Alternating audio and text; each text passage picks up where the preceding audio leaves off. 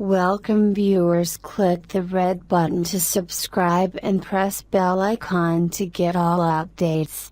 Donald Trump has said he will visit Israel, the Vatican and Saudi Arabia in his first foreign trip as U.S. president.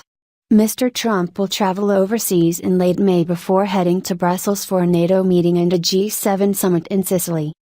The news comes a day after Mr. Trump hosted Palestinian leader Mahmoud Abbas at the White House, where he promised to facilitate a peace deal with Israel. The trip is meant to signify Mr. Trump's tour of capitals of three major monotheistic religions. Tolerance is the cornerstone of peace, Mr. Trump said on Thursday in a National Day of Prayer address to religious leaders in the White House Rose Garden.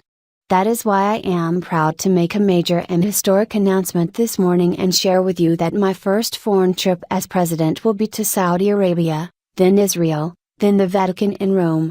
The announcement came the same day as Mr. Trump signed an executive order to ease a ban on political endorsements by churches and religious groups. How much has the president achieved so far? What's in Trump's religious liberty order?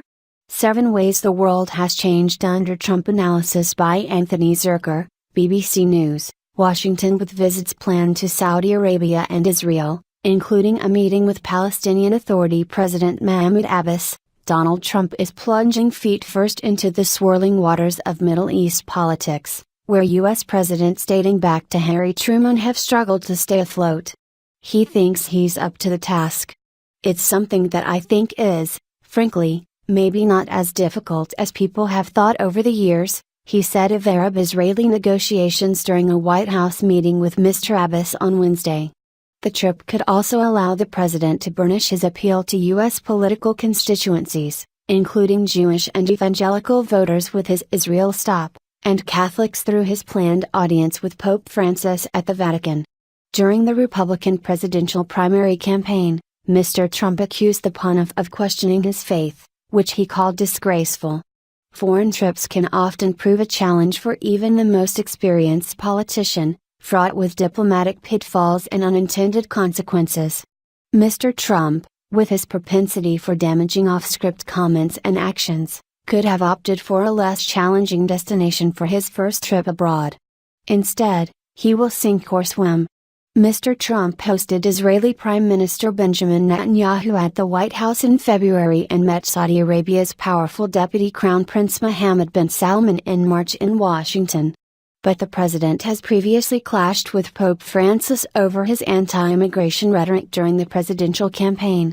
During a visit to Mexico, the pontiff said of Mr. Trump, "A person who thinks only about building walls and not building bridges is not Christian." Mr. Trump called the Pope's remarks disgraceful, but later walked back his comments, saying the Pope was misinformed. But the two appeared to make amends after Mr. Trump was elected, when Pope Francis sent him a letter wishing him well. He told the newly inaugurated president he prayed that your decisions will be guided by the rich spiritual and ethical values that have shaped the history of the American people and your nation's commitment to the advancement of human dignity and freedom worldwide.